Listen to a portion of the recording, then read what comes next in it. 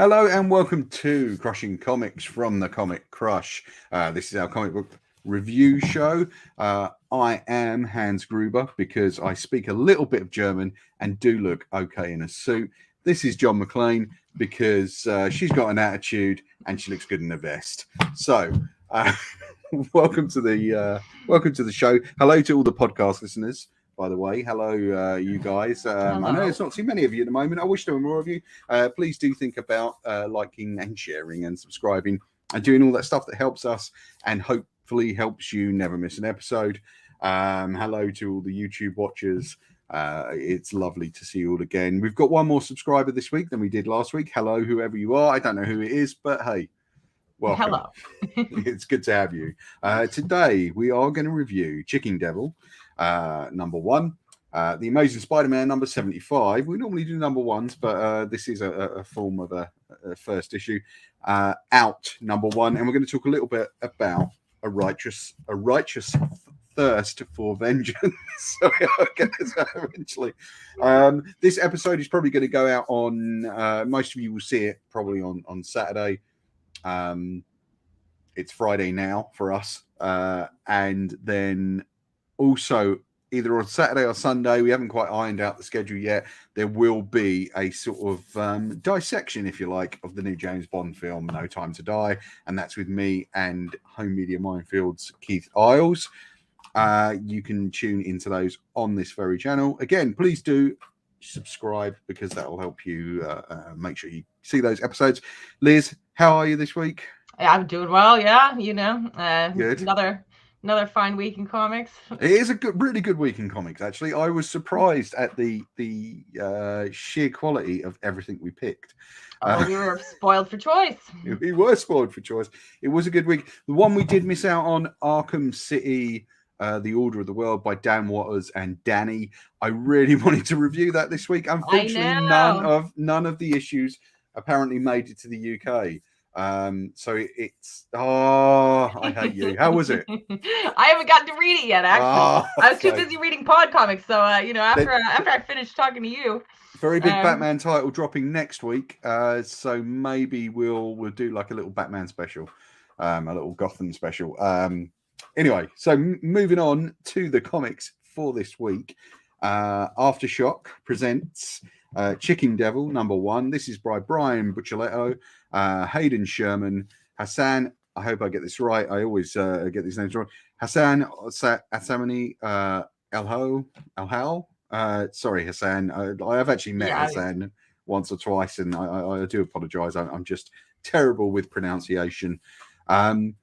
Liz, now this is kind of Breaking Bad-esque, wouldn't you say? Oh, for sure. Like, and they even like reference Breaking Bad in the issue because I think they're like self-aware enough to see the parallels. But before they did, I mean that penny had already dropped for me. It's got elements that fans of Breaking Bad would certainly appreciate, I think. Before we go on, I do have to shut my window. Sorry, I've just realized I haven't shut my living room window, and there might be a lot of traffic noise coming in from outside. Give me 1 second. I'm very sorry, guys.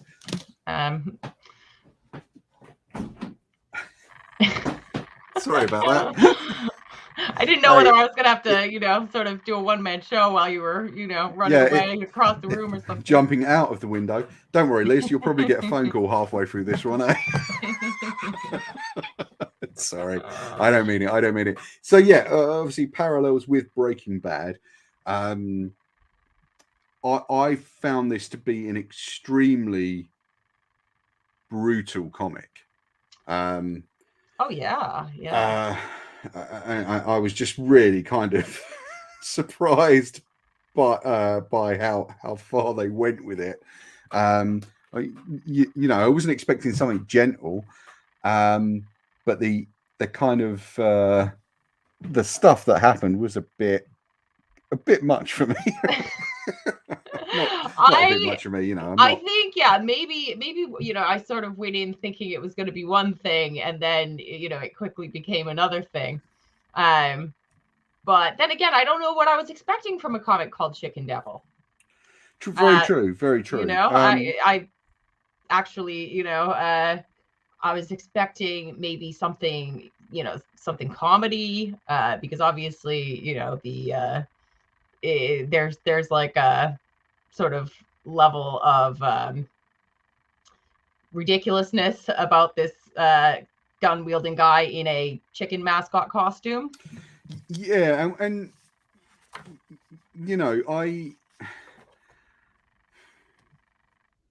I kind of it was a very kind of interestingly styled comic. The art is a bit Shaking-esque. Like that was the immediate thing that my mind leapt to.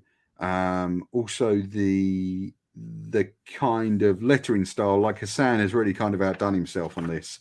I think he said that within like a week or two, he was going to be sick of doing these balloons because they're quite stylized word balloons. And the kind of the lettering style and the art style does recall a lot of kind of mid 80s to late 80s sort of more prestige book kind of look. It's a wonderful coloring job. Yeah. There's some really dynamic visual stuff going on, as well as comedy, as well as violence. And I think hats off to the team for pulling off all those things, often in the same panel, and managing to kind of get all those things to kind of coalesce into one thing. I mean, There's something else overall, interesting about it that I thought, yeah, go for in it. terms of like Sorry. lettering and just like sort of a style choice in terms of what I imagine the writer and the letterer sort of decided on together, which is like a lot of things that you may have possibly been confused about. They literally just point out by writing what it is and Yeah. drawing an arrow that points at it. Like when there's like the scene where there's like the mangled, burned chicken mascot, costumes, like, it just says burnt mascot costumes over it with an arrow pointing at it. In case you were confused, which, Yeah. to be fair, with comics, sometimes you might be confused. Like, I think that does speak. I mean, I find a lot of today's comics somewhat confusing in terms of the visual styles. I think so much of today's storytelling relies heavily on the manga influence, which I don't think would be as confusing for you because you've read a fair bit of manga, right? And I'm not a manga kind of person at all. So yeah, I think for my part, there's probably a bit of old man confusion there. right. Well, this is the comic for you then, because Yeah. basically anywhere you might become confused, it just literally states what it is, points at it, and says like, okay, we're moving on now, which I Yeah. thought was kind of cool. Like, because otherwise there's so much going on in the issue that I think it could have been quite confusing. It's a Otherwise, very it's very sorry. fast paced. They throw you right in at the deep end story wise. They just kind of really quickly brush over who the characters are, what their relationships are, and then just kind of really throw you headlong into the action of the issue and the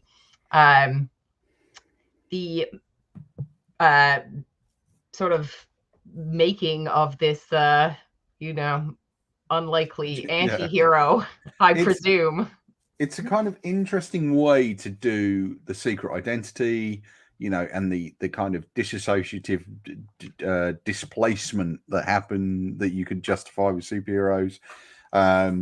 It kind of looks like some sort of Miami version of Moon Knight. I mean, it is like, when I said I was expecting comedy, there is like an element of dark comedy to it. It's sure. kind of irreverent. In as we discussed, some of the brutal things that happen in this are treated with some reference, I think. It kind of reminded me a little bit of is it Barry? Yeah, the show. yeah, the TV show. Yeah, Yeah. I can totally see that actually. And it was an enjoyable book, but it's a lot of book. It's a lot of stuff happening. It's a lot to take in one issue. It is quite a massive setup. And Mitchell's in there. He's kind of been thrown into this situation unwillingly. It's not like Ozark or Breaking Bad itself, where someone goes in kind of sort of semi eyes open. He really does not want to be in this situation. To be in that situation. Yeah. No. And he's kind of put there by an unscrupulous business partner. The art is really good. I think it's a fantastic style. It really has these kind of looming figures and faces. Very kind of Sergio Leone-esque kind of use of faces and things. And some quite kind of funny, innocuous moments in it. Overall, I would say I'm interested to see what happens next in this. I would certainly kind of go for issue 2. How about you? Yeah. Oh, yeah. And for me, it was interesting because I'm more familiar with Brian Bucoletto as an artist than I am as a writer. I think this may be the first thing of his that I've read. I could be wrong, but as far as I'm aware, this is the first thing that I've read of his. And I'm a big fan of his art. I think he's a fantastic artist. So it's always neat to see, what somebody can do, on the other side of the spectrum. And absolutely, yeah. I think most when looking at this of someone like Chip Zdarsky who kind of moved from art into writing and then again has completely switched styles of writing. He's gone from the kind of go-to funny guy to being the guy who's writing the quite serious books. So yeah, I mean, there's lots of interesting stuff you to dive into. If you want to, I would say give that a go. It's a $5 book. I do want to talk a bit about pricing today because the next book on the list it also deals with an artist turned writer, although not for this issue. Amazing Spider-Man 75, which normally I thought we were talking Out Next. We can, or we can jump into this. Sorry. Okay, fine. I've done all the bloody segue now, Liz. Come on. Well, you threw me for a loop there because I thought we were talking about Out Next. I just go by what's in the plan. Things. We do a great job. Hey, well, one of us plans, and the other one just throws little chaos bombs in. I'm just kidding. I'm just kidding. So, Amazing Spider-Man 75, which is this comic here, with this really kind of nice wraparound cover. Zeb Wells, Patrick Gleason on art. We've also got, sorry, I just need to find the credits of the book. Marcio Menez on colors and VC's Joe Caramagna on letters. There is also a Beyond board on this. So it's like a group book. So you've got Kelly Thompson, Cody Ziegler, Saladin Ahmed, Patrick Gleason, and Zeb Wells. So we're back to doing Spider-Man by committee now. I understand Spider-Man's been a bit of a contentious subject for the last few years for people for some reason. I think there are a lot of people who seemed unhappy with Spencer's run. I haven't been reading it. I don't have a dog in the fight. I didn't know there was a fight to be had. To be honest, I have really, only heard pretty positive feedback about Spencer's run personally.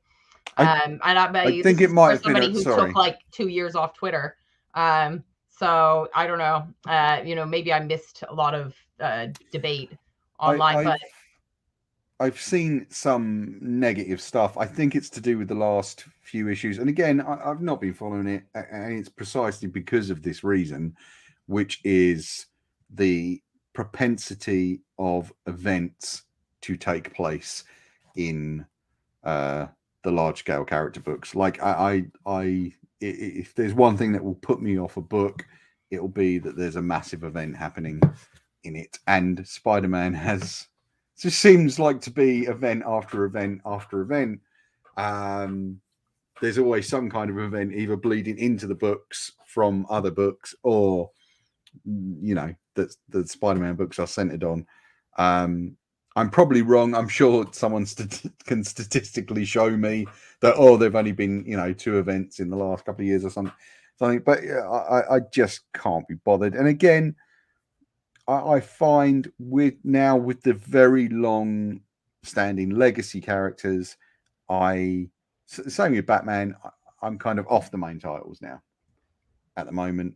I would rather read a good miniseries or, a good side series than I would the main book. I am not speaking to the quality of the books. I think it's just a bit of fatigue, which happens. How did you find this? Because you're again a bit more of a Spider-Man reader than I am. You've kind of various points been heavily invested in Spider-Man, I expect. How did you find this? I found it. I mean, as somebody who has fallen behind, and I'm a huge fan of Nick Spencer's writing. I think he's actually I read the first, I want to say, at least 2 or 3 volumes worth of his Spider-Man run, and only because I had to kind of scale back what I was buying for a period of time.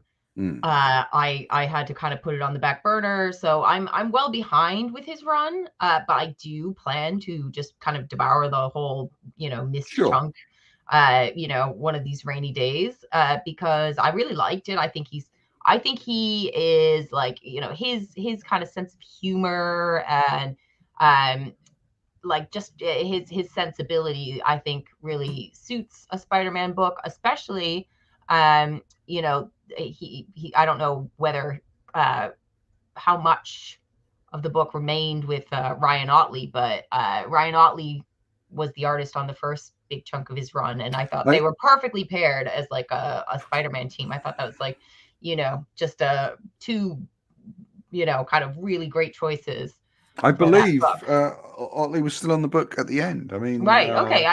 Because obviously I haven't kept up with it, so I didn't know if if he kind of hopped on and off or anything like that. But I think that's a great duo to do Spider-Man. And from what I understand, and I really have tried not to, spoil myself by reading too much about what happens.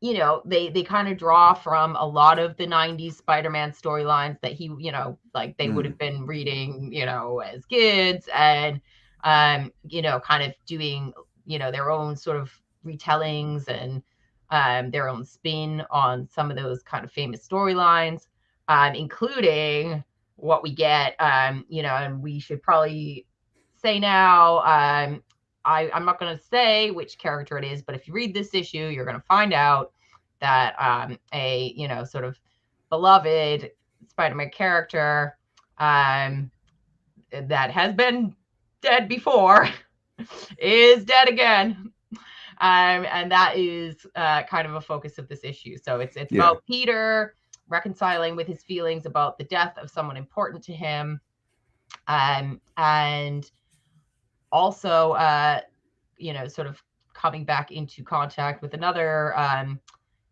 figure in his life that has died and been reborn, and that I'm comfortable enough saying who that is, and that's Ben Reilly. So we have Ben Reilly returning, and we have Pete in sort of emotional turmoil over a big loss, and we also have Mary Jane. Pete is with Mary Jane, so she's featured in this issue as well. So those are kind of our major players in this issue, and I really liked as much as it's I wouldn't say it's bogged down by things that happened in Nick Spencer's run, but I would say you know, it definitely makes me think, okay, I really do want to get caught up on Nick Spencer's run. Yeah, I mean, I think it is its own beginning. I thought it was still very accessible, and sorry to cut you off, but yeah, still very accessible to anyone who didn't read Nick Spencer's run. Like, I don't feel which I didn't like, so. Yeah, exactly. So, and did you feel like you couldn't follow? Like, I didn't at all. So, sorry, what were you going to say? I just found that I actually really enjoyed it. I really wasn't preparing myself to enjoy it. I just thought, you know, I don't really want to kind of jump into Spider-Man right now. I'm still not going to jump into Spider-Man at this point, just because I've got a feeling, like, given the number of backup storylines that are running in this book is just going to get bigger and bigger, and it'll just become too unwieldy for my little mind. And I have too many books to read. Like, I'm sorry, like this is the problem with doing reviews and stuff, is that you do end up with too many books to read. However, would I say to you, as a kind of comics buyer, hey, if you haven't been on Spider-Man for a while, maybe you should jump on this? Yes, I would. I would say go get that issue. I thought it was a fun issue. I like what it was doing. I think obviously where the book ends, it might be a bit of a kick in the gut for some of the Spidey fans, depending on what you want to see going forward. As much as it's completely different, there were things about this that reminded me of my and I'll bang on about this book for the rest of the time, but it reminded me of elements that came out in Superior Spider-Man, which, you know, I am a massive fan of that era of Dan Slott's run. I think it's brilliant. I absolutely adored it. And what, you know, the things that reminded me of Superior Spider-Man that came out in this is that, you know, we come to find out, okay, Ben Reilly is also running around as Spider-Man. He and Pete sort of, you know, meet swinging around the city. They're both in their Spider-Man, you know, in identical Spider-Man costumes. And then Ben drops in on him in the aftermath and sort of says, oh yeah, you know, sorry about that. But I have to tell you, I am working for this corporation called the Beyond Corporation, who have basically bought the the rights to the Spider-Man as an intellectual property. Yeah, so this is dealing with some of the stuff that was left over from Superior, where Otto Octavius seems to have trademarked. Yeah, of course he would. And this company have bought it as, like, you know, they bought up whatever was left of Parker Industries, and now, you know, own the rights to Spider-Man as an intellectual property, and, you know, and which, you know, they've approached Ben Reilly. Do you want to come work for us? Yes, of course I do. And so he's now got the might of this, like, you know, sort of huge corporation behind him, and he's kind of a mascot. Now, whereas in Superior, they sort of played with the ideas of, like, what if Spider-Man, you know, was, you know, willing to do, you know, to go to some morally gray places, right, to keep order and to, you know, to protect the city, things that Pete wouldn't do. And sometimes, you know, it would work out much better for Otto. He would get better results than Pete did, you know, and could be more effective. And that was kind of, you know, the underlying premise of Superior Spider-Man was, you know, is he the better Spider-Man because he's willing to do those things?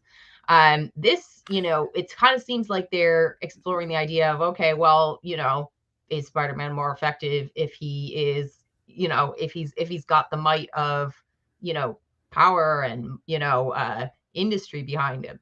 And, you know, from this issue, you kind of see, well, actually, he's got some pretty cool upgrades that Pete is, you know, wishes he had by the end of the issue. Yeah. I mean, I find it interesting to have this book that's kind of about corporate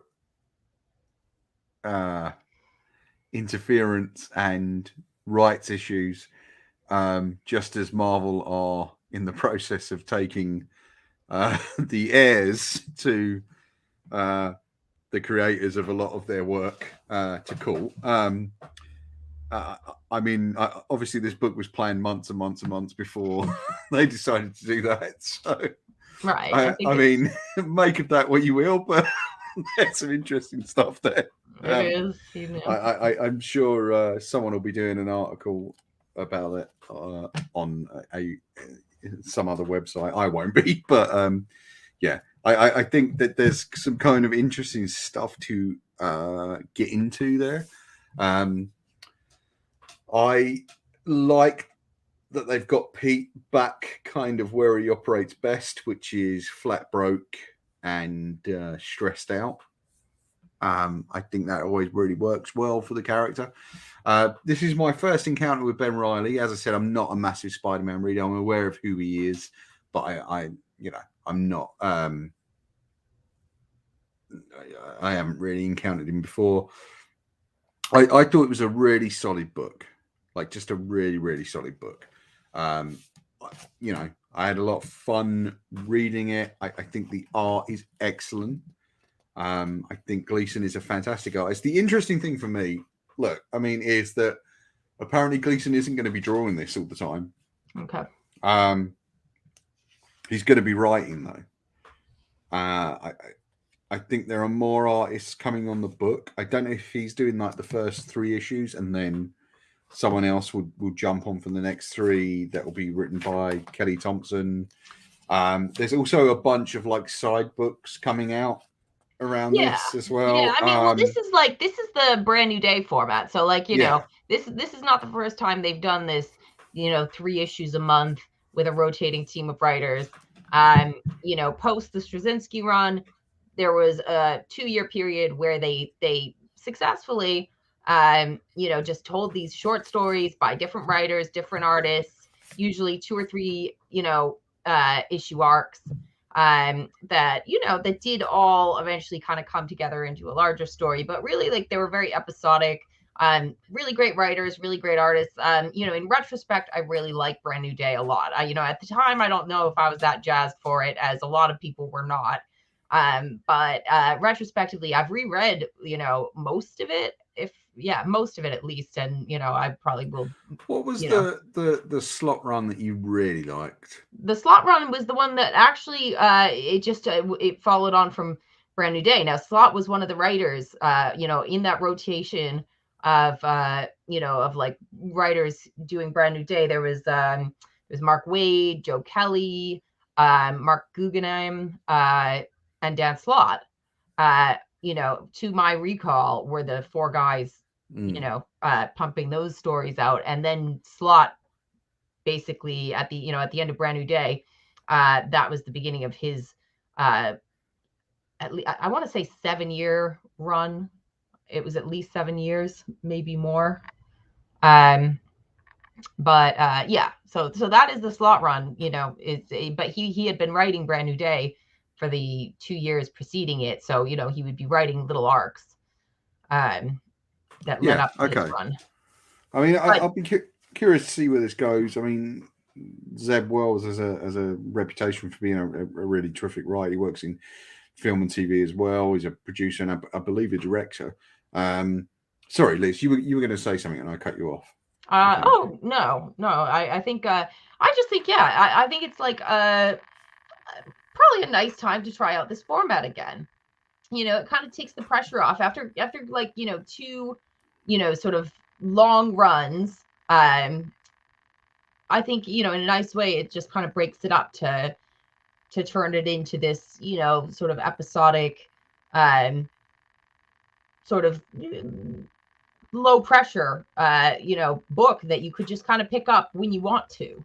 You don't have to feel beholden to, to a run for a little while. You can just kind of like, oh, that story looks cool. Let's just pick up these 3 issues if that's all you want to read. If you see, or one of those writers you particularly like, for example, during Brand New Day, I used to really go out of my way for the Joe Kelly issues, and they were terrific. They were like, they're some of my favorite Spider-Man storylines or single issues, for example, were Brand New Day issues written by Joe Kelly. Like there's a 2-issue Rhino story that's like just amazing, just so great, really memorably great. And I can't remember what the issue numbers are, but they're really, like you could just pick those up and you would get this like beautiful story.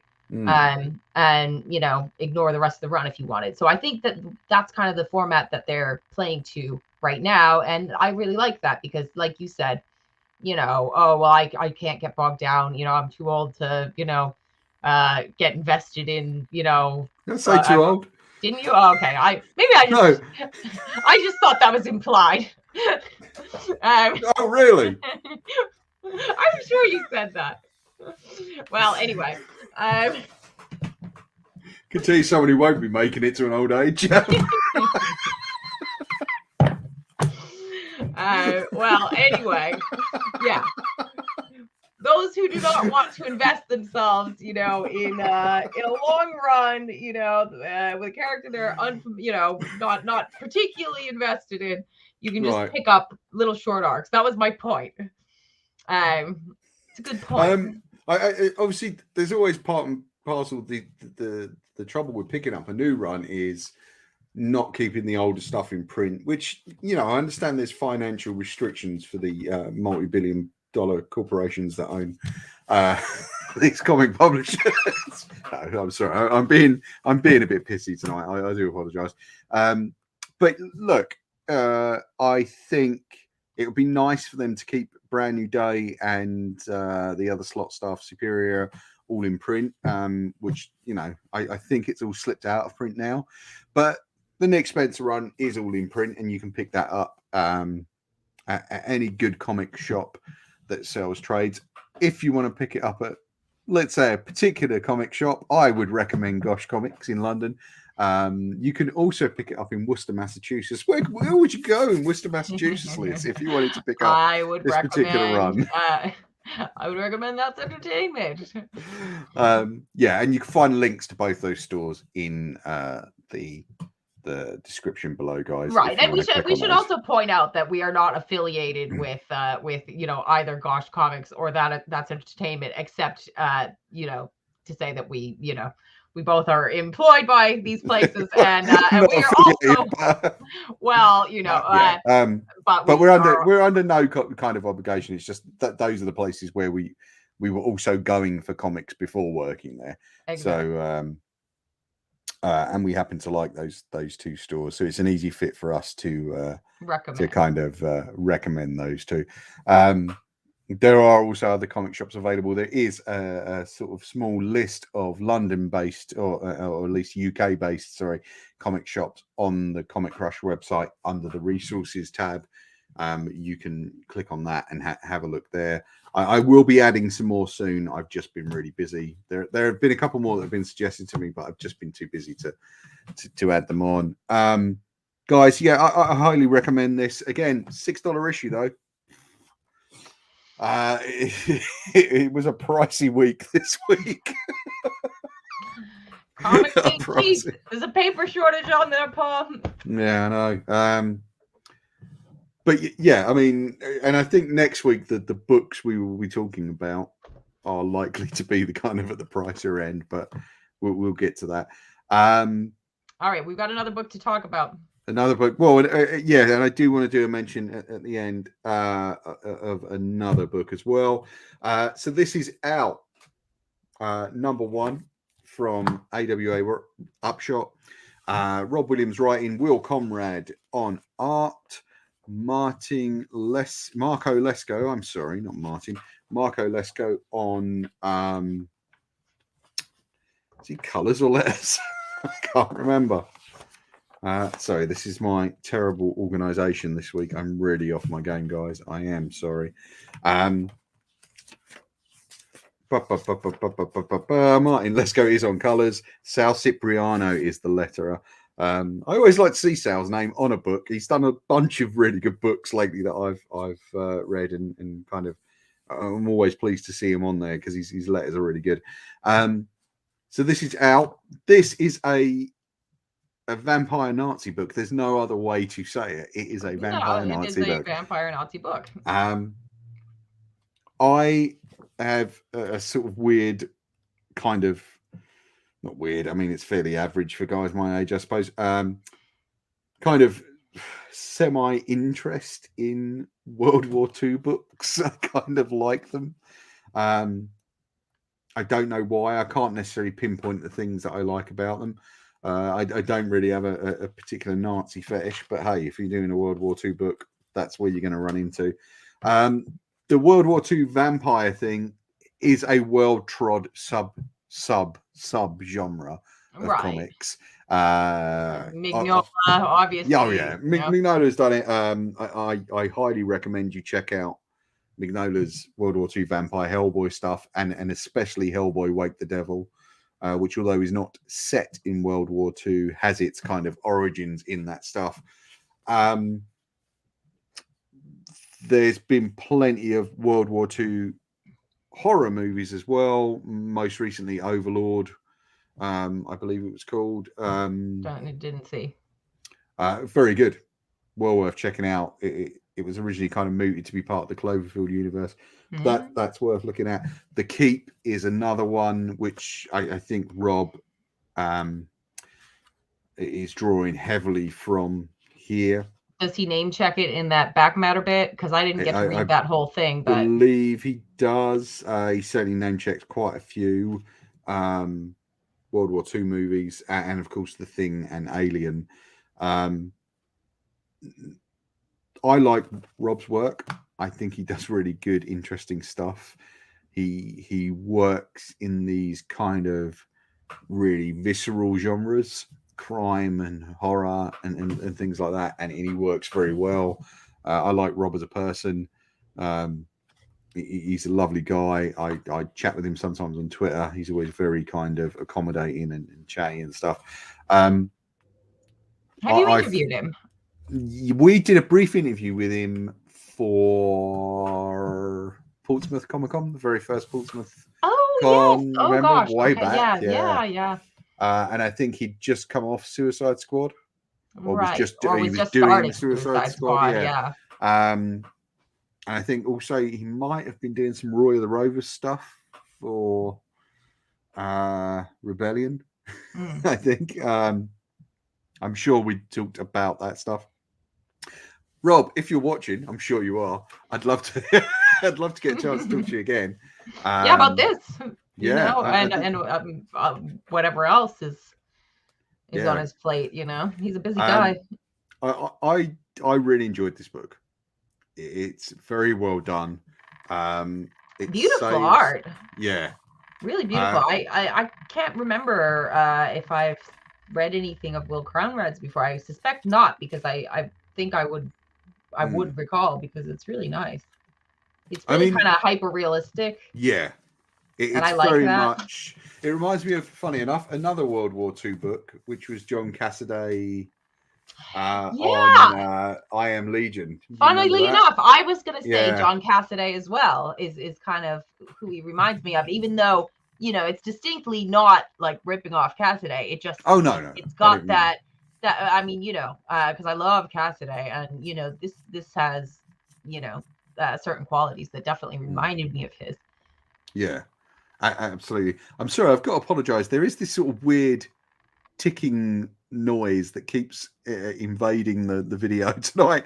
I don't know what it is. I don't know if it's one of our PCs or just something going on outside either of our houses, but there is there is some weird noise. So I am really sorry, anyone listening on the podcast or watching the video, for that sort of constant interruption. But yeah, we'll try and make sure it's not there next week. But yeah, I mean, it's an interesting kind of feel to the book. You stay almost entirely with the kind of prisoners of war throughout. I mean, obviously you see the Nazis and they're around and they're very prevalent in the book. However, most of the kind of dialogue is between the prisoners of war.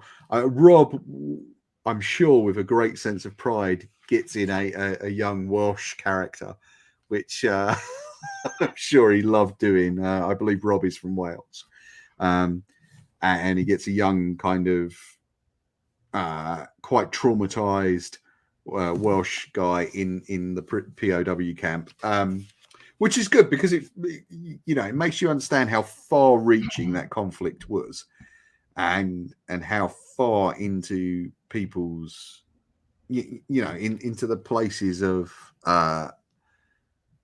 people's countries, into the kind of smaller suburban areas or country areas that it went. I mean, it really did kind of reach out and grab whole and seize whole nations. And the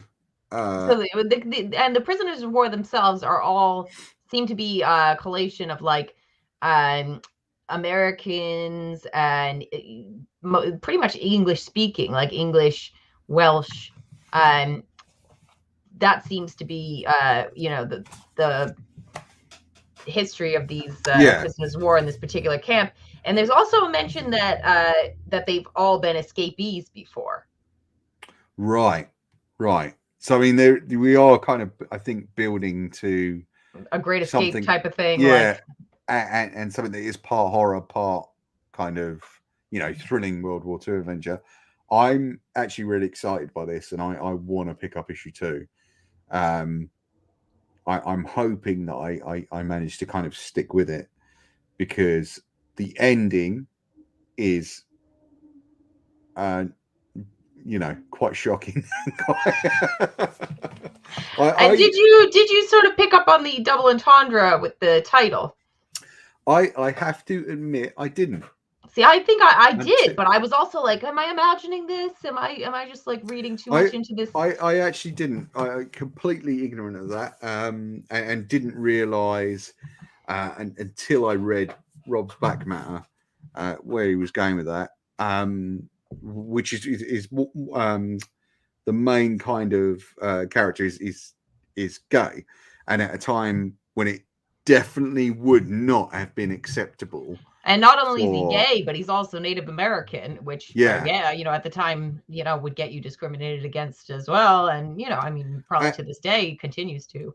And he's also branded a traitor quite earlier on, because it's assumed that he's kind of pally with the Nazis, and he might be giving them information. And of course, we don't quite know if he is or not yet. Well, he's a code breaker, and he is also like sort of a polyglot.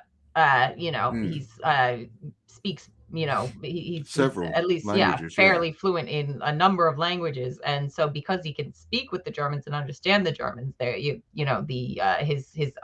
fellow prisoners of war are suspicious of him.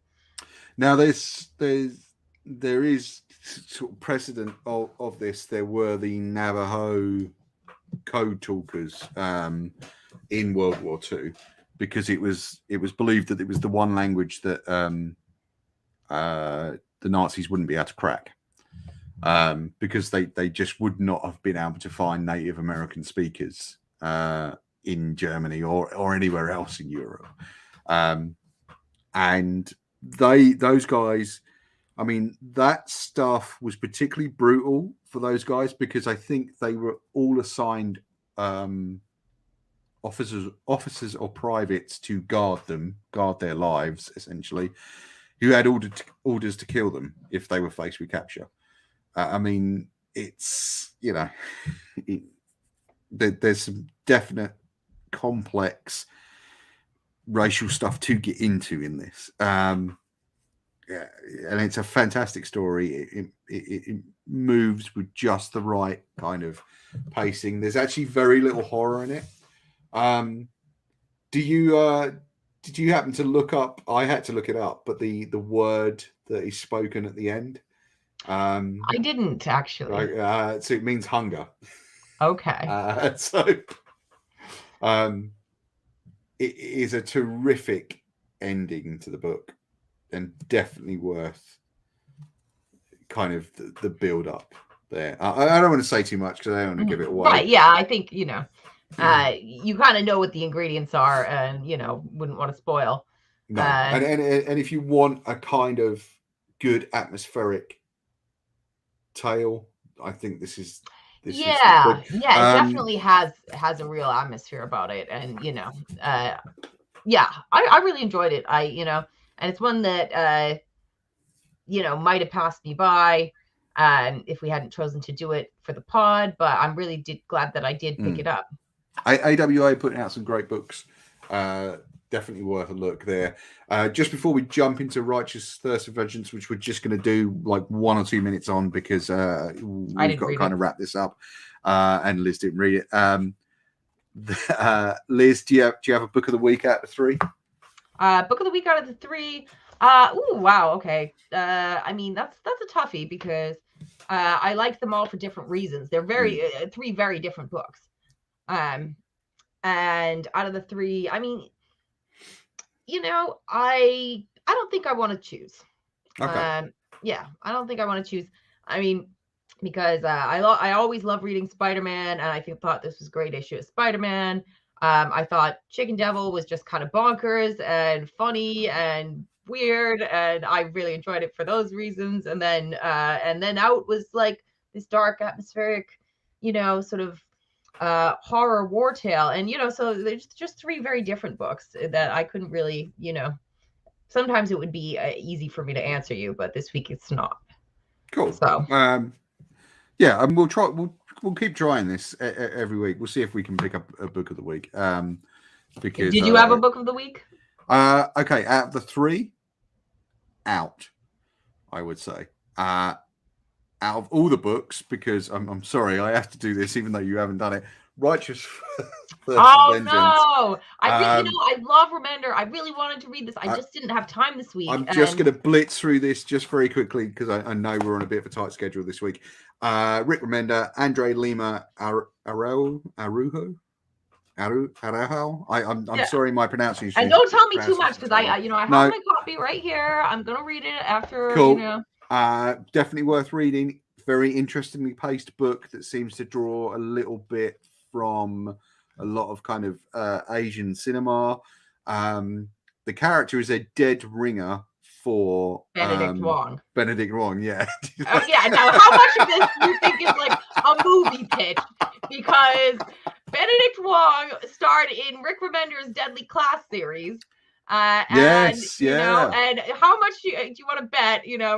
There was a conversation like, hey, do you want me to write you a comic book to star in? Could have been. That's going to get turned into a movie.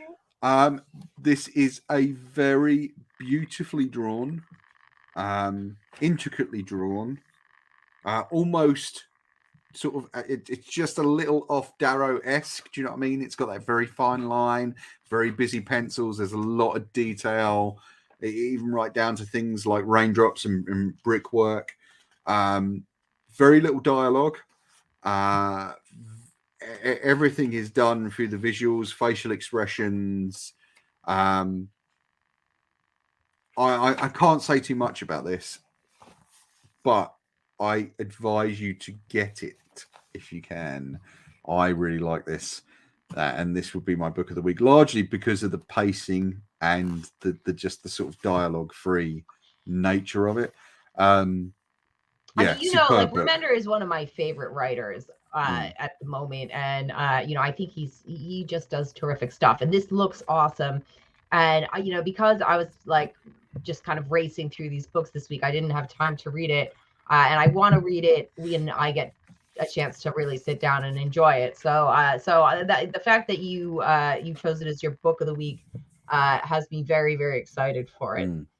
I'm lucky because you didn't pick a book of the week. I've got 2, so Out and right. So that balances it out. So we still have 2 picks of the week. They're just both yours,